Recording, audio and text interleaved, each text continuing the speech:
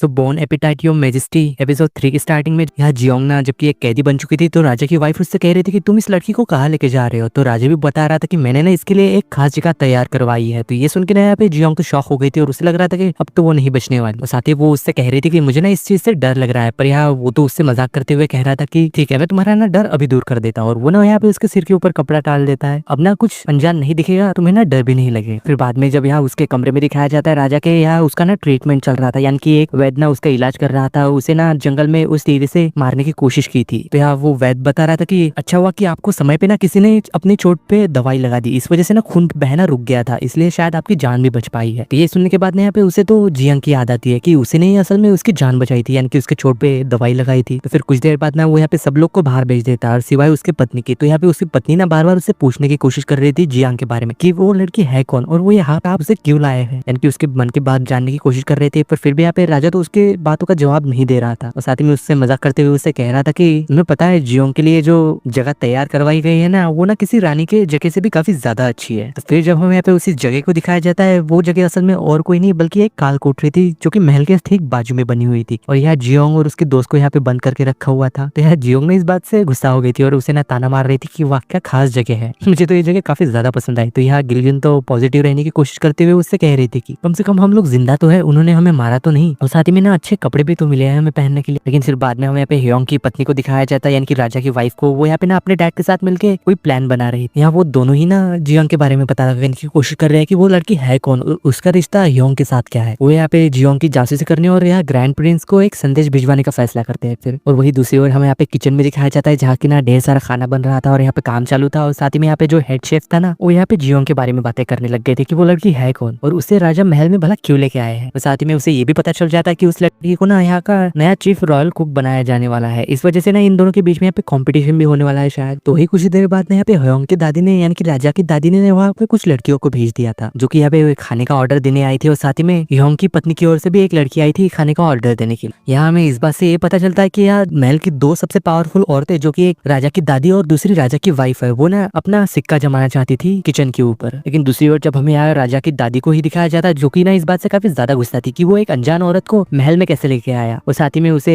एक कुक भी बना दिया गया और तो उसने गवर्नर होंग को सजा भी दे दी। मुझे ना इस मामले को हल्के में नहीं लेना चाहिए। और साथ ही में वो यहाँ पे प्लान बनाने लग गई थी उसकी अगली चाल के लिए। तो फिर कुछ देर बाद ना यहाँ पे ह्योंग की पत्नी उसके भाई को बुलाती है जियोंग के बारे में पता करवाने के लिए। और साथ ही में वो जब इस बात के बारे में उसे कुछ नहीं बताता तो वो कहती है कि गवर्नर होंग उसकी ना सारी संपत्ति को जब्त कर लिया जाए और ये मेरा आदेश है। वो यहाँ पे ना ये बात को काफी ज्यादा गुस्से में कह रही थी। तो फिर वो ना सीधे ही जाके पिता को शिकायत करने लग जाता है और कह रहा था कि आप ना कब तक उनकी ऐसी गुलामी करते रहोगे। तो ये बात सुन के उसके पिता तो गुस्सा होते हुए उससे कह रहे थे कि तुम ना बस चुप रहो। और साथ ही में उसे ये एक आइडिया देते हुए कह रहा था कि हम ना ह्योंग की पत्नी की बजाय ना वो जो नई लड़की आई है ना उसे सपोर्ट करे तो कैसा होगा। लेकिन यहाँ पे उसके पिता तो इस आइडिया को ना बिल्कुल ही बकवास कह के मना कर देते हैं। फिर जब यहाँ पे रात में ना ये दोनों जब अपनी काल कोठरी में थी तभी यहाँ पे एक लड़का आके ना उन्हें वहां से छुड़ा के ले जा रहा था जो कि यहाँ पे नकाब पहने हुए था। तो ये देख के यहाँ पे ना वो दोनों भी शौक थी, लेकिन फिर भी ना वो दोनों तो उनके पीछे पीछे चली गई थी। तभी यहाँ पे फिर वो बचते बचाते एक जगह पे आके पहुंचते हैं जो की जगह ना काफी ज्यादा खूबसूरत थी और यहाँ पे सभी लोग ना नकाब पहने हुए थे। यहाँ उन्हें इन सब के बीच में उसी आदमी को ढूंढने की कोशिश करती है जिसने की उसे अभी अभी बचाया है। लेकिन वो यहाँ पे जब एक आदमी के पास पहुंचती है और वो आदमी जब यहाँ पे अपना नकाब उतारता है तो वो और कोई नहीं बल्कि ह्योंग था। और साथ ही में उससे पूछ रहा था कि अब बताओ तुम्हें ऐसे आजाद होके ये चांदनी रात की सैर कैसी लगी। और यहाँ पे हमें ये बात से पता चलता है कि ये सारा प्लान असल में राजा का ही था उसे ऐसे बाहर निकालने का। और वो नकाबपोश आदमी और कोई नहीं बल्कि इस महल का एक काफी ज्यादा मशहूर विदूषक जेस्टर गोंगिल था जो कि यहाँ पे राजा के कहने पे ही ना उसने उसे वहां से बचा के बाहर निकाला था। तो इस बात से यहाँ पे जियांग को तो एहसास हो गया था और साथ ही में उसके दोस्त को भी कि उसके साथ ना इन लोगों ने मिलकर काफी बड़ा मजाक किया। और यहाँ पे उस नकाबपोश वाले आदमी को देख के तो यहाँ गिलगियोंग तो पहली ही नजर में उससे प्यार कर बैठी। लेकिन वही यहाँ जियांग जब उसका नाम सुनती है गोंगिल तो उसे ना एक मशहूर Korean film king and the clown की याद आ जाती है। तो इस बात से उसे तो पक्का यकीन हो गया था कि वो ना सच में वक्त में पीछे आ चुके हैं। इस बात से ना राजा भी खुश हो गया था और वो यहाँ पे सब लोग को इनाम देता है और साथ ही में सब लोग काफी ज्यादा खुश होकर जश्न मना रहे थे। और वही बाद में ना यहाँ राजा ना अकेले में गोंगिल को एक आदेश देता है और उससे कह रहा था कि जंगल में जो मुझ पे हमला हुआ था ना तुम्हें उसके बारे में पता लगाना होगा। और साथ ही में बाद में वो जाके जियांग से भी मिलता है और उससे ना दोबारा भागने की कोशिश करने पे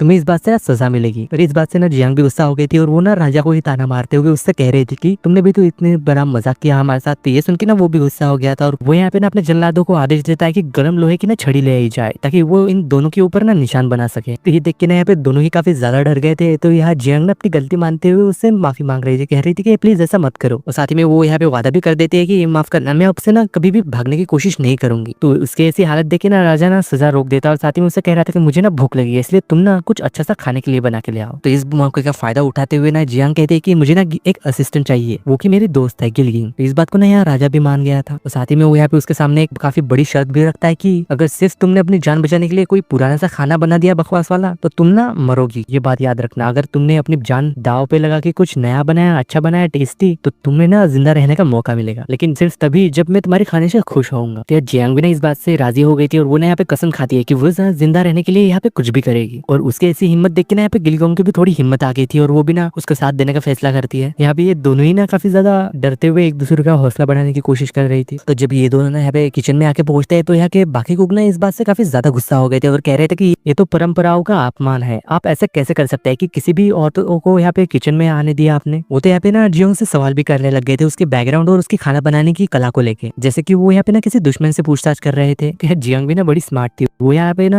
कहती है कि मैं ना काफी दूर से आई हूँ और इतनी दूर से कि आप ना उस जगह के बारे में जानते तक नहीं हो। और इस बात से ये साफ हो जाता है कि इनमें से कोई भी ना यहाँ पे जियांग को पसंद नहीं कर रहा था, पर फिर भी यहाँ पे जियांग को तो रसोई में काम करने की इजाजत मिल गई थी क्योंकि राजा का हुक्म जो था। तो वो जब यहाँ पे किचन में ना घूमते हुए कुछ ढूंढने की कोशिश कर रहे थे तो यहाँ जियांग को पता चलता है कि यहाँ तो काफी सारे ऐसे इंग्रेडिएंट है जो कि उसके समय में ना काफी ज्यादा मशहूर है, लेकिन यहाँ के लोग तो इस बात को जानते तक नहीं। और यहाँ गिलगियों की ना सुनने की शक्ति काफी ज्यादा कमाल की थी। तो वो कह रही थी कि मुझे लग रहा है कि शायद ना यही कहीं कहीं छुपा हुआ हिरन का मांस है और शायद ना ये वही हिरन है जो कि पिछली बार राजा ने शिकार किया था। तो ये देखते हुए यहाँ पे जियांग के दिमाग में ना काफी अच्छा सा प्लान आता है और वो यहाँ पे सब लोग से कह देते हैं कि मैं ना हिरन के मांस का स्टेक बनाने वाली हूँ और वो भी काफी ज्यादा अच्छा, जो कि उसकी ना खासियत भी है। और वो यहाँ पे ना काफी सारे अच्छे अच्छे तरीके इस्तेमाल करके काफी अच्छा सा खाना बना देती है। और यहाँ उसने वही डिश बनाई थी जो कि उसने ना वो कॉम्पिटिशन के दौरान बना के वो कॉम्पिटिशन को जीत लिया था। लेकिन वही ये बात जब यहाँ राजा की पत्नी को पता चलती है कि उसने ना जियोंग को रसोई में जाने की इजाजत दी है और वो लड़की असल में राजा के मारे हुए हिरन के मांस की मदद से खाना बना रही थी, तो ये देख के ना उसकी तो जलन और गुस्सा काफी ज्यादा बढ़ गया था। वो यहाँ पे उसकी सबसे भरोसेमंद या जो उसकी कोट ले रही थी ना, वो यहाँ उससे कह रही थी कि तुम जाके ना जियोंग के ऊपर नजर रखो और उसकी हर एक छोटी चीज की इन्फॉर्मेशन ना मुझे ला के देना, ताकि वो जब भी कोई गलती करे ना तो मैं उसे यहाँ से बाहर निकाल सकता। जब यहाँ पे फिर बाद में कि राजा के खाने का समय हो गया था और यहाँ पे शाही टेबल ला के ना उसे फिर जियोंग यहाँ खाना परोस रही थी और साथ ही में उससे कह रही थी कि ये ना एक हाउटी कुजीन है जो कि फ्रांस के ना एक बहुत ही मशहूर रसोई का हिस्सा है, आपको ये पसंद आएगी। लेकिन यहाँ राजा और उसके बाकी लोग ना जब इन डिशेस का नाम सुनते हैं तो वो ना काफी ज्यादा हैरान हो गए थे कि ये कैसे अजीब से नाम है। तो यहाँ जियोंग ना सबसे पहले कोर्स के तौर पे उसे यहाँ कच्चे मांस से बना हुआ एक डिश सर्व करती है और साथ ही में ना वो यहाँ पे उसी के सामने उसी खाने को प्रिपेयर कर रही थी उसके लिए, तो साथ ही में उसे परोस भी रही थी, जो कि यहाँ पे उसे ना टेबल साइड सर्विस कह रही थी। यहाँ पे वो तो इस बात से काफी ज्यादा हैरान था और साथ ही में ना वो यहाँ कच्चा मांस खाने से पहले थोड़ा हिचकिचा भी रहा था, लेकिन जब ना वो उसे टेस्ट करता है तो उसे ना काफी ज्यादा पसंद आ गई थी, उसका टेस्ट ना काफी ज्यादा अच्छा था। और साथ ही में ना वो फिर बाद में यहाँ पे उसे मटर का सूप भी पेश करती है जिसकी खुशबू सुन के ना यहाँ पे राजा को भी ना ये काफी ज्यादा अच्छा लग रहा था। अब जब बारी थी मेन कोर्स की तो जियोंग ना हिरन की जीभ को राजा के सामने ना एक कोयले की आग पे उसे पका रही थी और साथ ही में उसे बता भी रहे थे कि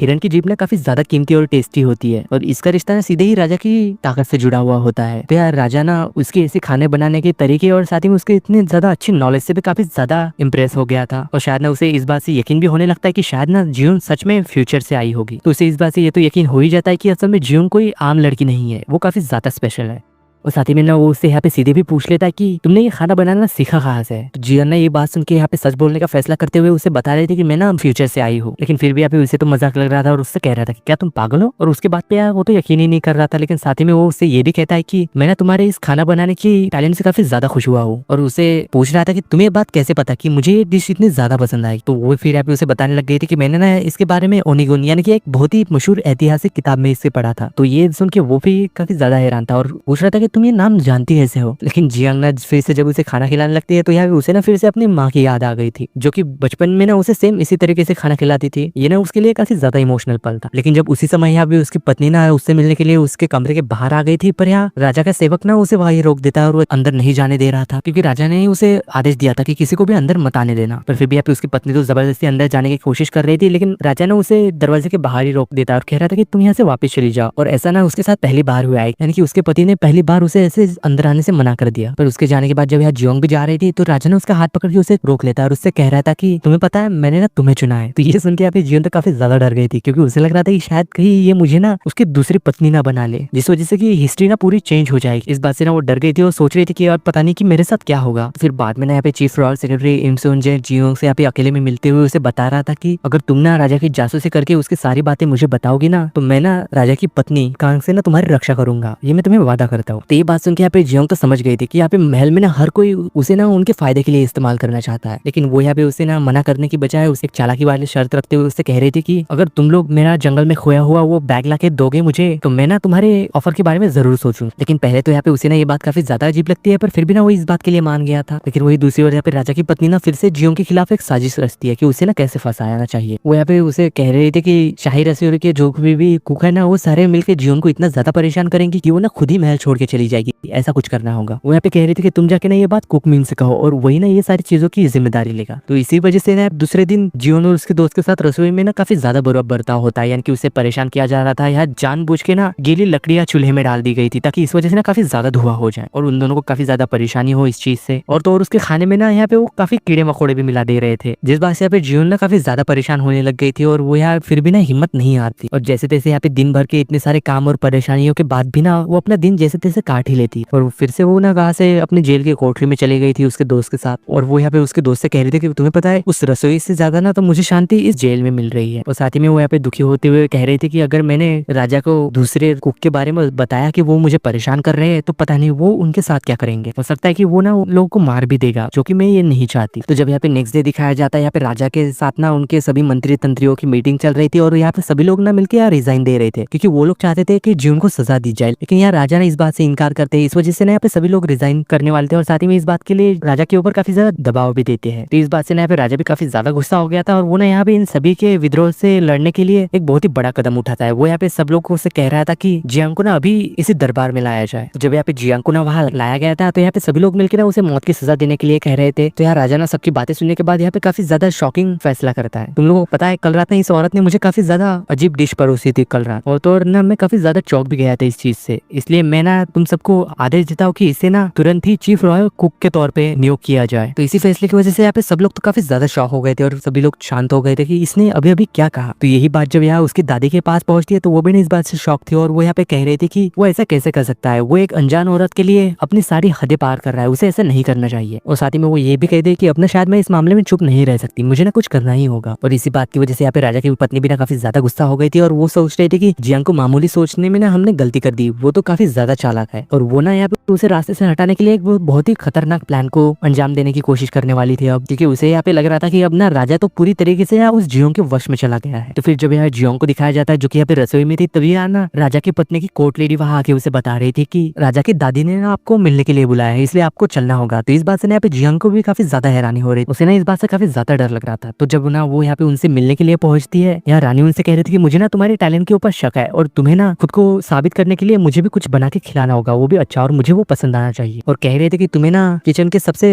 होनहार शेफ के साथ मुकाबला करना होगा और मेरी शर्त तुम्हारे सामने ये है कि अगर तुम वहाँ हारी ना तो तुम्हें सजा के तौर पे यानी कि तुम्हारा एक हाथ काट दिया जाएगा। तो फिर यहाँ पे बेचारे जियांग को कुछ देर बाद डरते हुए ये पता चलता है कि इसके पीछे ना असल में राजा की पत्नी का हाथ है, वो ये सब करवा रही है। उसी ने ही ना रानी को भड़काया है और उसी ने इस कंपटीशन के लिए उसे सुझाव भी दिया था। तो जियांग इस बात से ये भी समझ गई थी कि ये सिर्फ कोई कंपटीशन नहीं है बल्कि उसे ना मारने की तैयारी चल रही है, उसे ना इन सब से अब अकेले ही लड़ना पड़ेगा, लेकिन पता नहीं कि वो कैसे कर पाएगी। लेकिन वही दूसरी ओर राजा को यहाँ पे ना एक काफी ज्यादा सीक्रेट बात पता चलता है कि उसके माँ की मौत से जुड़े हुए ना ऐतिहासिक ड्राफ्ट तैयार कर दिया गया है, इसलिए वो यहाँ पे प्लान बनाता है कि उसे ना रात को छुपके से वो रिकॉर्ड निकालना होगा, उसे देखना है कि हुआ क्या था। इस बात से हमें ये पता चलता है कि वो ना जियांग के मामले में उलझा हुआ है, फिर भी वो यहाँ उसके असली मकसद को नहीं भूला जो कि उसकी माँ के मौत का बदला लेना था। तो फिर कुछ देर बाद उसे ये बात भी पता चलती है कि उसकी दादी ने असल में जियांग के साथ एक कंपटीशन रखने का फैसला किया है, अगर वो इसमें हारी तो वो उसका हाथ काट देगी। इस बात से ना वो काफी ज्यादा गुस्सा भी हो गया था और उसे इस बात से पता चल गया था कि ये मामला ना इतना आसान नहीं है, ये बस एक खाने के बारे में नहीं है बल्कि वो लोग तो उसकी जान लेना चाहते हैं। तो जब हमें यहाँ पे उसी दिन दिखाया जाता है जिस दिन कंपटीशन होने वाला था, यहाँ पे सभी लोग ना काफी ज्यादा तनाव में थे और साथ ही यहाँ सीनियर शेफ और यहाँ जियोंग के बीच में ना कंपटीशन होने वाला था और ये दोनों भी ना काफी ज्यादा तैयार। लेकिन अचानक ही ना जब यहाँ पे ह्योंग आ गया था तो उसे देख के ना यहाँ पे सभी लोग हैरान थे। यहाँ राजा ना सीधे ही अपने दादी के पास जाते हुए उससे कह रहा था कि अगर ये कंपटीशन हो रहा है तो सभी नियम ना सबके लिए बराबर होने चाहिए। और साथ ही में ना वो यहाँ पे एक नया नियम को लागू करता है, ये कह रहा था कि आज जो भी जीतेगा ना इस कंपटीशन में उसे छोड़ के यहाँ पे सभी हारने वाले बावर्चियों का ना एक एक हाथ काट दिया जाएगा। तो ये बात सुन के यहाँ पे सभी लोगों के तो होश उड़ गए थे और यहाँ पे सभी बावर्ची ना यानी कि सभी शेफ डरने लग गए थे, यानी कि यहाँ पे ह्योंग ने ना सीधे ही इस कंपटीशन को जिंदगी और मौत का कंपटीशन बना दिया है और यहाँ पे अब किसी के लिए भी पीछे हटने का तो कोई चांस ही नहीं है, इन लोगों को जीतना ही होगा। और उसके ऐसे ऐलान के बाद ना यहाँ पे कुछ लोग एक मशीन ले आते हैं जो कि हाथ काटने के लिए थी। तो इससे ना ये लोग यहाँ पे और भी ज्यादा डरने लग गए थे, खास करके यहाँ पे जियोंग। उसे लग रहा था कि अब ना शायद पीछे हटने का कोई भी रास्ता नहीं है और साथ ही में उसके यहाँ पे डैड को भी याद कर रही थी और कह रहे थे कि मुझे ना ये कंपटीशन जीतना ही होगा ताकि मैं घर वापस जा सकूं। और यहाँ पे राजा भी ना उसकी तरफ देखते हुए अपने ही मन में कह रहा था कि अगर तुम सच में ना फ्यूचर से आई हो, तुम ना उन लोगों को कुछ ऐसा बना के दिखाओ जो कि सिर्फ और सिर्फ तुम ही बना सकती हो और कोई नहीं। ये ना एक तरीके से जियोंग के लिए चैलेंज और ना उसका हौसला बढ़ाने के लिए एक उम्मीद भी थी, क्योंकि वो सच में यहाँ पे देखना चाहता था कि जियोंग ना किस काबिल है। और इसी सीन के साथ बॉर्न एपेटाइट योर मैजेस्टी के एपिसोड 3 की एंडिंग होती है।